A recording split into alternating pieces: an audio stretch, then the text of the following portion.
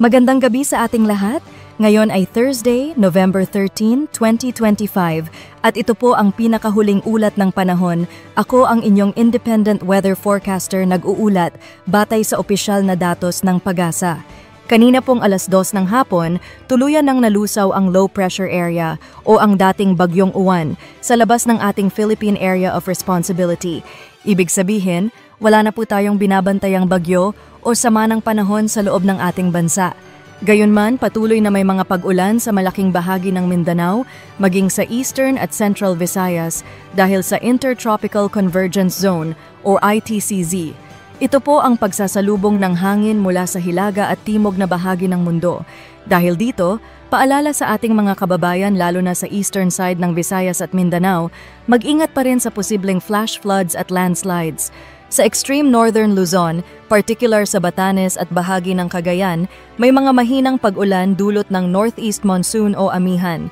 Samantala, sa Metro Manila at nalalabing bahagi ng Luzon, maaliwalas at mainit ang panahon dahil sa ridge ng high pressure area, kaya't mababa ang tsansa ng ulan maliban na lamang sa mga paminsan-minsang thunderstorms sa hapon o gabi. Sa Palawan, asahan din ang maaraw na panahon na may temperatura mula 24 hanggang 33 degrees Celsius. Sa Visayas at Mindanao, patuloy pa rin ang epekto ng Intertropical Convergence Zone, kaya't maulap ang kalangitan at may mga scattered rains. May nakataas pa ring gale warning sa Batanes area, kaya't bawal pa rin pong pumalaot ang mga maliliit na sasakyang dagat. Sa iba pang bahagi ng bansa, banayad hanggang katamtaman ang taas ng mga pag-alon.